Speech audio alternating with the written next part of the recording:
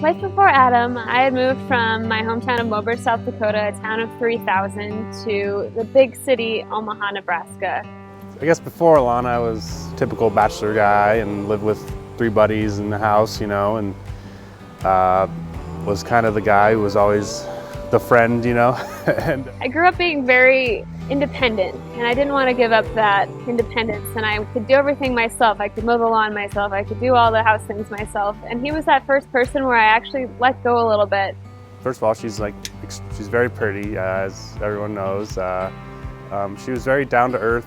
She kind of had the small town kind of mentality that comes with all the hardworking traits. Adam, before I met him, he hadn't really had a serious relationship, so I had to be a little bit patient because he didn't really quite understand just how girls can be. So I had to take a step back and be like, well, we should go on a date every now and then. I'd never taken a girl back home to Norfolk, so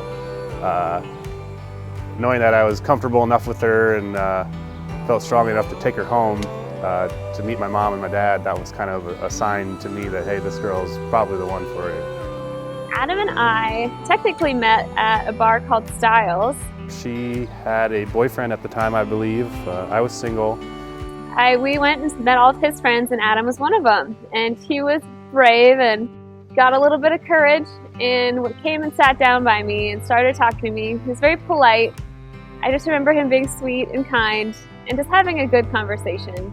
So Satara was kind of like, hey, you guys should meet, you guys should get each other's numbers, and Alonna was kind of resistant because she had a boyfriend at the time, which is understandable, and kept saying no. I'm like, no, I'm not going to get his phone number. I have a boyfriend. And she's like, no.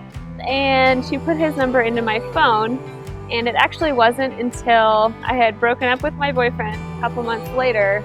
Me and Shane played on the same softball team, and Satara invited Alonna to come to one of the games, and after the game, I kind of just sent her a text, I believe, and said, hey, thanks for coming, and that kind of started the first interaction for us, and then after that, we went on our first date. Adam and I's first date was downtown at M's Pub in the Haymarket, and she met me down there. She was a little late. I was actually 10 minutes late. And if anyone knows Adam, he's not a fan of that. He always likes to be on time. But even though I was late, he was extremely sweet and patient. That was kind of one of the first reality checks for me as far as dating someone goes. And we had a wonderful dinner and got to know each other. And little did I know that he had a plan afterwards to go ice skating. But when we got there, it was like 9:15 or something, and it closed at 9, so we weren't able to do that. But we did end up going to the bar across the street from the ice skating rink, and we played darts and got to know each other, and it was a great time still. And even just the thought that he wanted to take me ice skating on our first date was really amazing to me, and I knew that he was special. I don't really remember the second date, to be honest with you. That's actually when the first kiss happened. Adam had a cold pretty bad, and he was so polite, and he picked me up, and we drove and got pizza together. I wouldn't have kissed me if I had a runny nose and was all snot running down my face. I really liked him, and we both wanted to try a first kiss. And on the first kiss, I got Adam's little bit of runny nose on my face. That sounds terrible, but she took a chance, I guess, and it must have been a really good kiss because she stuck around after it. It was still a wonderful first kiss, and I just think it's always so funny that I didn't care. I didn't care that I had a runny nose. It was still wonderful. We actually ended up deciding to buy a house together, which was a huge step. Trying to save up for a ring was a little daunting task, For me, it's not something you think about too much when you're dating somebody and you're getting ready to marry. That's kind of a big check to write. And I told him that I didn't want to move in or get a house together until we were at least engaged. So I kind of told her, hey, my lease is up, your lease is up out of the house. Let's kind of try to find something together. And she's like, well, I don't want to get into a house unless, we're married. I'm like, don't worry about it. We'll be fine. He's like, yeah, well, just don't worry about it. It's like, okay. It took a lot of convincing, and we ended up kind of just gotten lucky on the house, and I think it was kind of nice to live together kind of before we got married, so we could kind of see if we didn't hate each other living together first, And so for about 6 months, I was just kind of wondering when. And I would dress up and certain occasions would happen and it just wasn't happening. I'm like, okay, well, we have plenty of time. I'm not in any rush. Like, I know he's the one for me. And it was never any doubt. So I was willing to be patient. She thought like several times before I was going to propose to her, like at a balloon festival. And then afterwards she was like, oh, I thought you were going to propose tonight. And I was like, no, sorry. and it wasn't until he passed his professional engineer test in December that he decided we should go out to celebrate. She kind of walked into my plane a little bit. We were going to go to dinner downtown. And on the way downtown, I saw the ice skating rink and I was like, geez, maybe we should go ice skating this time since I took too long to eat on our first date. And he's like, that's actually a really good idea. We should actually do that. Let's do it. I'm like, okay, sure. I was all excited about it. So I was like, yeah, great idea. Let's go do that after we have dinner. So we had dinner and went across the street and got some skates. She forgot her socks. And they ended up having a spare pack of socks. They were like these giant tube socks. So if anyone was wondering, the ice skating rink downtown has spare socks. And we got there. I had one of our friends, Christina, set up kind of in the pine trees in the back, and she was taking pictures for us. And then Chris and Vanessa were there.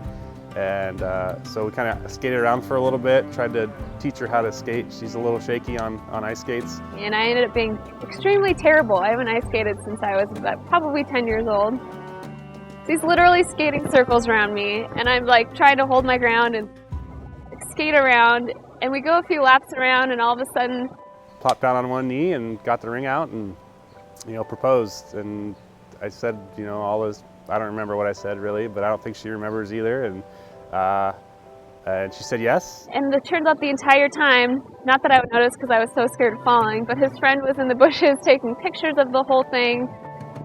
And it truly was the best moment of my life so far.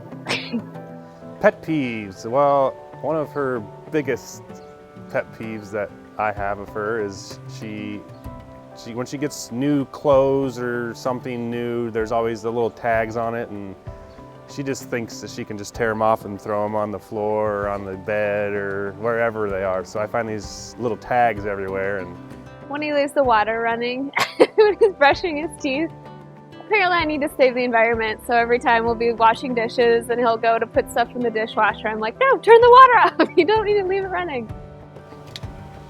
Those are minor.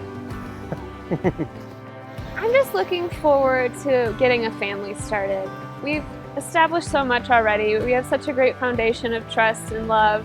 As we move forward, I just look forward to, starting a family together and, growing together as a couple. And I just want to tell you that you're one of the most beautiful, caring, loving, hardworking people that I know.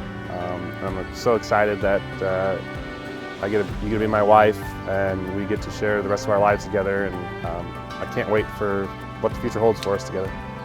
Adam, you are truly the man of my dreams. You're strong where I'm weak. You build me up. You support my silly dreams and my silly ideas of things to do, to have fun. And you're the man I want to spend the rest of my life with, and the man I want to be silly with every day and have fun and laugh with every single day for the rest of our lives. I love you so much, and God truly brought us together, and I'm so blessed for that. I just want to say thank you to everyone for coming out, and let's get the celebration started. Cheers. Cheers.